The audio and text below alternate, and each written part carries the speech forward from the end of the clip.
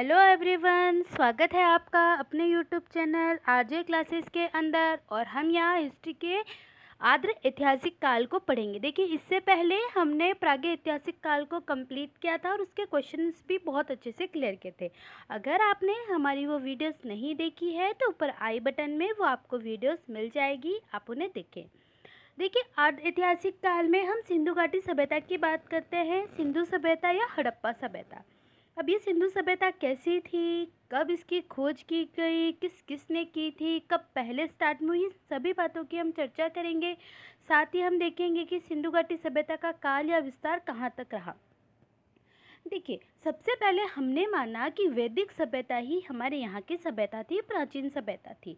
लेकिन 1921 के समय जब हम बात करते हैं, 1921 के समय इस तरफ हमारे महात्मा गांधी जी जो थे, उन्होंने भारत को आज़ाद करने की तरफ थे और अंग्रेज़ों की नाक में दम कर रखा था। और दूसरी तरफ जो था, एक सभ्यता की खोज हुई जो आज से लगभग 4 या 4,500 पुरानी सभ्यता थी, जो कि एक प्रकार की नगरीय सभ्यता थी। अब देखिए, सिंधु घाटी सभ्यता है, ये सिंधु नदी के पास पे पनपी है, इसलिए हम इसे सिंधु घाटी सभ्यता कहते हैं। सिंधु घाटी सभ्यता में बहुत सारे हमें स्थान भी प्राप्त हुए हैं, पर चलिए पहले इसको थोड़ा सा समझ लेते हैं कि सिंधु घाटी सभ्यता है। देखिए, भारत का इतिहास सिंधु घाटी सभ्यता से प्रारंभ होता है, जिसे हम हड़प्पा सभ्यता के नाम से भी जानते हैं। ध्यान रखिएगा, भारत का जो इतिहास स्टार्ट होता है वो सिंधु घाटी यानी सिंधु नदी के पास से बनती है, इसलिए हम सिंधु कहते हैं। और हड़प्पा सभ्यता के नाम से भी जाना जाता है।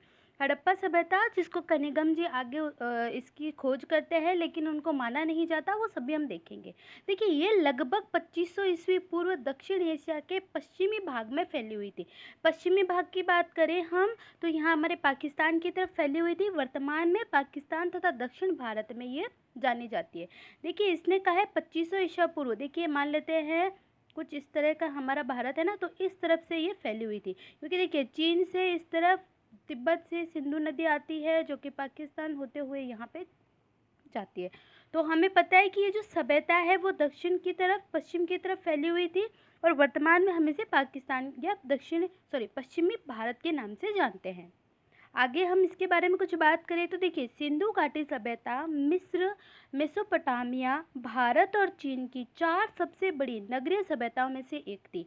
याद रखिएगा, सिंधु घाटी जो सभ्यता है वो मिस्र, देखिए इधर हम बात करें तो देखिए यहाँ पे हमारे मिस्र की सभ्यता, यहाँ पे हम बात करें नील नदी जो आती है, यहाँ से एक सभ्यता निकली जिसको हमने कह दिया मिस्र की सभ्यता, है ना। इधर मेसोपोटामिया की सभ्यता, ये अपना पूरा मान लीजिए एशिया है। और एशिया के अंदर यहाँ ईरान के अंदर मेसोपोटामिया की सभ्यता। इधर हम भारत की बात करें, इस तरफ भारत की बात करें तो यहाँ पे क्या चल रहा था, हमारे यहाँ जो बड़ी थी सिंधु सभ्यता, है ना। पाकिस्तान के जो हमें चहुंदड़ो, मोहनजोदड़ा, ये हमें यहाँ से स्थान मिले थे। और चीन की बात करें तो चीनी सभ्यता जो यहाँ चीन की थी। तो देखिए, ईरान की मेसोपोटामिया, मिस्र सभ्यता, इधर हम बात करें चीन की चीनी सभ्यता, और भारत की तरफ बात करें तो हमारी सिंधु सभ्यता। इन चारों में से सबसे बड़ी और सबसे नगरीय जो सभ्यता थी वो थी हमारी सिंधु घाटी सभ्यता। याद रखिएगा आप अच्छे से इनको। देखिए, 1920 में भारतीय पुरातत्व विभाग द्वारा सिंधु घाटी के उत्खनन से प्राप्त अवशेष से हड़प्पा और मोहनजोदड़ो 2 नगरों के स्थापना या नगरों की खोज की गई। अब इसको समझने से पहले हम कुछ सिंधु सभ्यता के बारे में देखिए। सिंधु सभ्यता के बारे में अगर हम जाने तो ये सबसे प्राचीनतम सभ्यताओं में से एक है। हमने आगे पढ़ ही लिया है कि 4 बड़ी सभ्यता, जो कि मिस्र सभ्यता, चीन सभ्यता, मेसोपोटामिया जो ईरान की सभ्यता थी या इराक जिसको हम कहते हैं वहाँ की सभ्यता, और सिंधु सभ्यता। तो उन सब में सबसे ज़्यादा थी सिंधु सभ्यता। अब देखिए, सिंधु सभ्यता को हम कैसे समझते हैं। देखिए, मान लीजिए ये हमारा मैप है, ये मान लीजिए हमने भारत को बनाया कुछ इस तरह से, एक बार मान लेते हैं, ठीक है। अब यहाँ पे हमें मिली है ना मोहनजोदड़ो, इस तरफ ये पाकिस्तान। अब यहाँ पे सिंधु नदी ऐसे निकल के पाकिस्तान से होके इस तरफ जाती है। तो देखिए, यहाँ पे जो स्थान यहाँ खोजा गया था, ये स्थान इसी स्थान को सर्वप्रथम 1826 में चार्ल्स मेमन ने खोजा। देखिए याद रखिएगा, सबसे पहले 1826 में चार्ल्स मेसन ने इस स्थान को खोजा, लेकिन जो कि कराची और लाहौर के मध्य पड़ता है, और उसने देखा कि यहाँ एक बहुत बड़ा टीला उसे दिखाई दिया, लेकिन ये इंजीनियर थे तो इनकी बातों को किसी ने गौर नहीं किया। पर याद रखिएगा 1826 में चार्ल्स मेमन ने सर्वप्रथम स्थान को खोजा, लेकिन किसी ने ध्यान नहीं दिया। फिर यहीं पे जब रेल लाइनें यानी कराची से लाहौर के मध्य, लाहौर से इस तरफ कराची के मध्य जब रेल लाइनें बिछाई गई, तब कब 1853 के अंदर तो अलेक्जेंडर कनिंघम ने या हड़प्पा सर्वे को खोज किया।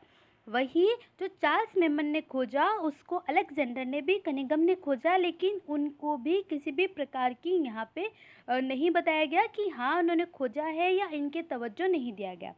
फिर 1856 के अंदर देखिए जॉन बटन और विलियम बटन लाहौर से कराची, मैंने आपको बता ही दिया था, उसी समय इनको ईंटों का भी प्रयोग किया।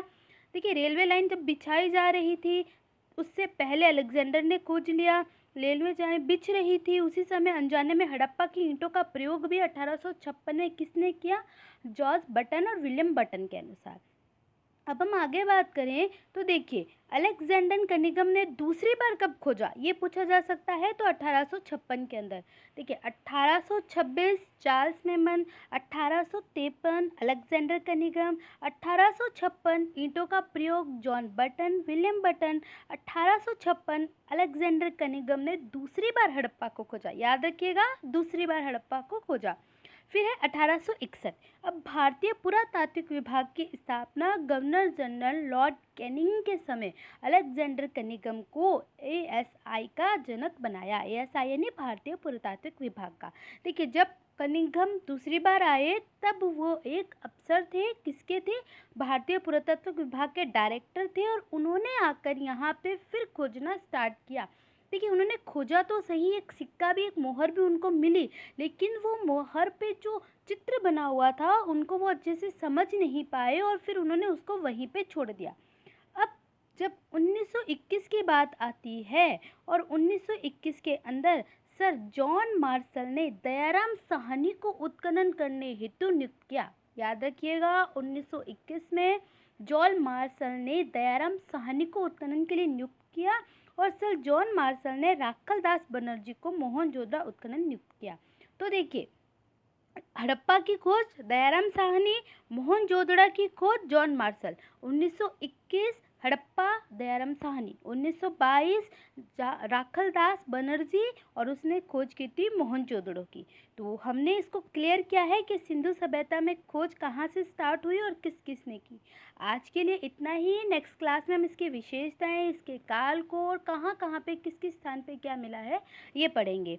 अगर आप हमारे चैनल पे नए हैं तो प्लीज़ चैनल को सब्सक्राइब कीजिएगा, लाइक कीजिएगा, शेयर कीजिएगा। Thank you.